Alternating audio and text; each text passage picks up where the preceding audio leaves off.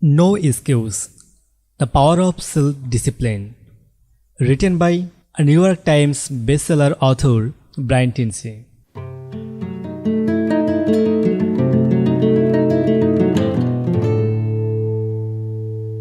Part 11. Chapter 5. Self-Discipline and Personal Excellence. We are what we respectfully do. Excellence that is not an act, a habit, said Aristotle. Your most valuable asset, your life, your personal and your possibilities are most precious things you have. Those your goals in life should be a fulfill that potential and become everything you are capable of becoming. Your ability to learn, grow and fulfill your potential is unlimited. Today, people are graduating from high school and college in their 70s, learning new subjects and developing new capabilities. Your ability to learn and remember and continue throughout your life. If you keep your brain alive, alert and functioning at its best. Your most precious financial asset is your earning ability. Your ability to work your primary source of cash throughout your life. You could lose your home, your car, your bank account, and everything you own, but as long as have your earning ability, you can earn it all back and more in the months and years ahead. Your biggest investment. Most people don't realize this. They take their earning ability for granted, but it has taken your earning alive to develop your earning ability. Every bit of education, experience, and hard work that you have invested in learning your craft and developing your skill has gone into building this asset. Your earning ability is very much like as musical. It can increases in the strength and power year by year as the result of regular experience. Likewise, this opportunity is true too. It's left alone or organized. Your earning ability, like your musicals, can become vulgar or even decline because you have simply failed to upgrade you continually. In other words, your earning ability can be either an appreciating or for a displaying asset, and appreciating asset is something that grows your valuable and cash flow every year as the result of central investment and improvement. A developing asset, on the other hand, is something that loses value over time and finally reaches the point it was written off. Bring up little or not, further value the choose to whether your earning ability is increases by decreasing month by month and year by year. You are the president. See yourself as the president of your own personal service corporation. Imagine that you are going to take your company public on the stock market. Would you recommend your company as grow stock continuously increasing its value and earning ability each year?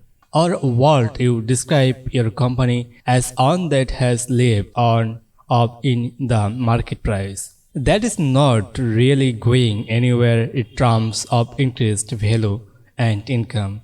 Would you recommend stock in UINC as the excellent investment? Why or why not? What got you here won't and get you any further. Some people are actually losing value each year, declining in the earning ability because they are not continuously upgrading their knowledge and skills. They don't realize that whatever knowledge and skill they have today inevitably become obsolete. It is the being replaced by new knowledge and skill that, if you don't have them and something else does, you will be in danger becoming overtaken by your competition. Join the top 20%. In chapter 1, I monitored that the 80 to 20 rules applies in income. The top 20% of people in our society earn the control 80% of the assets. According to Forbes, Financial Business Week, and a Wall Street Journal. And the IRS by many elements in the top 1% of Americans control as much as 33% of the asset. The most increasing discovery in income equally is that most millionaires, multimillionaires, and billionaires in America are the first generation. They started with little or nothing and earned their money by themselves in on lifetime. In America, there is a highest level of income mobility, which means you are able to move from the lower levels of income to the upper levels. Almost everyone who is in the top 20% today studied that the bottom 20%. From that, they begin to do something different with their time and their lives. And as a result, they put themselves and equally onto the upward illustrator of financial success. No limits on your potential. The average income increases in America as about 3% a year, just about the same as the rate of inflation and cost of living increases. People whose income is increasing at 3% a year seldom get ahead. They have a job which can also be thrown off as a annuity for just over broad. But the first is that none of the is better than young, and no one is similar that young, and something is doing better than you are today. It is simply proof that he has learned how the law of cause and effect applies to his work. And he has begun doing that other successful people have also done. The application of law of causes and effect to your potential life is learn and do. The achievement of personal excellence is a decision you make or that you fail to make. But in the absence of the commitment of excellence your chosen field, you automatically default to average performance or never medically no one become excellence or by just going to work is the excellence requires a defined decision and a life-learning commitment. The keys to the 21st century. Knowledge and skill are the keys to the first 20th century, becoming the best person you can possibly be and moving to the top of your field require the application of self-discipline throughout your life. Mental fitness and is like physical fitness. If you want to achieve here by must work at your life, you can never later. You must be continuously learning and growing every day, every week and month throughout your career and in other areas of your life. If you are going to join top 20% and stay there to earn more, you must learn more. Abraham Lincoln once wrote, "The first of the some have become wealthy is proof that others may do it as well. What others have done, you can do as well if you learn how." Everyone who is at the top was once at the bottom. Many people who came from average or poor families with average incomes or who grow up in average centuries have gone to become some of the most permanent people in their fields. And what hundreds of thousands and even millions of other people have done, you can do as well. The philosopher Bertrand Russell once wrote that the very best proof that something can be done is that something else has already done it. Ordinary into extraordinary. Very often you see people who don't seem be as intelligent or as talented as are who are neither blaze accomplishing remarkable things right their lives. There is nothing that will make you angry than to see someone who seems to do remember that you're doing better than you. How can this be? The answer is simple. At a certain period in their lives, they realized that the key to success was personal and professional growth. It was a discipline to lifelong learning. The good news is that almost every important skill is learnable. Every business skill is learnable. Everyone who is proficient in any area of business was at on the time completely is ingredient in that area. Every skill is learnable. Every top salesperson was once a becoming salesperson and unable to make a call or close a sale. All money making skills are learnable as well. Almost every wealthy person was on board. You can learn anything you need to learn to achieve your goal, and you can set for yourself. Make a decision. The starting point of your moving upward and onward toward becoming owns the most compliment, the most respect, and highest paid people in your field in simple. Make a decision. It is said that every major change in our life comes about when your mind calls with a new idea and you then make a decision to do something different. You make a decision to complete your education, upgrade your skills, or get into a good college. You make a decision to start a new business. You make a decision to take a particular job or start a particular career. You make a decision, invest your money in a particular way, and especially you make a decision to be the best in your field. Many people say that they would like to be happy, healthy, and then the rest. But as it described in chapter 4, wisely and hoping are not yours. You have to make a firm, an incredible decision that you are going to pay and any price and you any distance in order to achieve the goals you have set for yourself.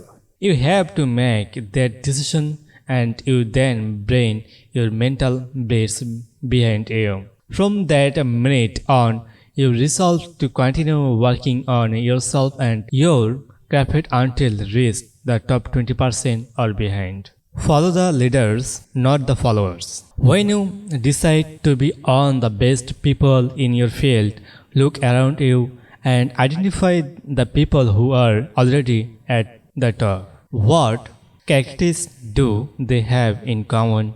What do they plan and organize their days? How do they dress? How do they work, talk, and behave other people? What books do they read?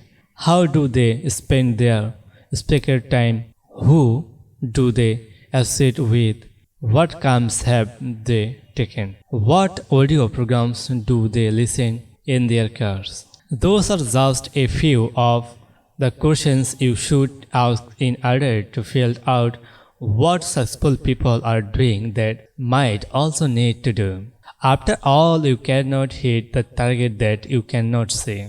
Your selection of the right role models can have an enormous impact on your future.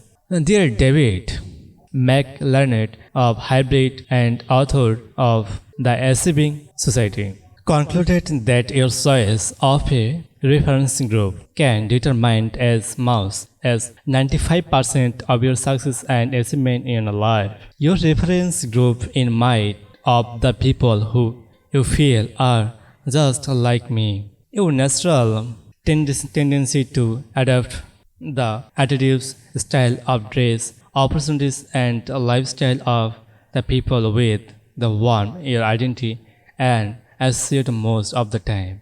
Fly with the eagles. Some year ago, one of the seminar participants told me his story. Bob Burton said had started off in his 20s in a large company with about the 22 respectable in his branch. It was his first real job and he was studying at the bottom. And because he was new, he hung around with the other junior salespeople, as they say, birds of a feather flock together. After a month or two, Biff noticed that the top salespeople in the office also associated with each other. They did not spend time with the junior salespeople, they also spent their time differently. When Biff got into the work in the morning, the top salespeople were already there planning their days and working the telephone and making elements. Biff also noticed that the junior salespeople would come in later, drink coffee and read the newspaper and make excuse for not making sales call. Learn from the best. Biff decided he was going to pattern himself after the top salespeople in his office.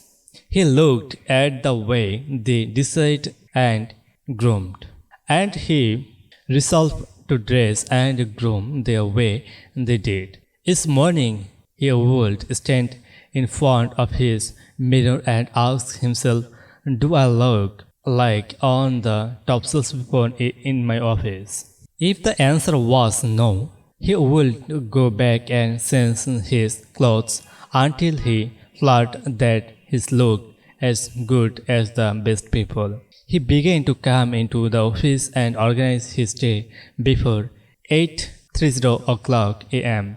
so that he was ready to make calls as soon as customers were available to see him. One day, Biff asked one of the top salespeople he could recommend a book or audio programs that would help him. It turns out that the top people are always willing to help other people improve. When he got the recommendation, Biff immediately went out there, got the book and spent away for the audio program. He read the book and listened the top program that then repeated book to top salesman. The top salesman gave him some more advice to things to read and listen to. All of the ways Biff followed. Do what the top people do. Biff asked another salesperson how he planned his day, and that salespeople showed him the time management system. So Biff began to plan and organize his day the way to top salespeople did it. By using those salespeople, the role models and eliminating them whenever possible, Biff tended to make more opportunities, he see more persons and to make more sales. With 6 months, he was one of the top salespeople in the office as well. By the time the top salespeople had invited him for coffee and lunch, and he became one of them rather than one of the junior people. The next year, Biff went to the National Sales Conference. Right, he must alert the top people from around the country. He deliberately smoothed them out and asked for their advice. What books would they suggest? What audio programs would they recommend? And what seminars had they attended? What studies did they find that the most effective in building their sales business? Follow the advice you get. Biff did something that few people ever do. When he received advice, he followed it. He immediately took action to advise and then repeated the book the people who had given to him. Within 4 years, Biff became one of the top salespeople in the country. His friends, his associates were the other salespeople in his branch and the other branches. His income had associated of several times. He wore beautiful clothes and drove a new car, lived in their lovely home and had a wonderful wife. And he said that it's all to come about as a result of asking the top people of their input and the following that input and applying into his sales estimates. But here's the kicker. Over and over, the top people, the ones who had been winning the sales around the year after year, told Biff the something. He was the first person who had ever come up to them and asked them for advice. No one else had ever smoothed that and asked them why they were so successful. I invite to you listen to the next chapter of this book. Thanks for listening.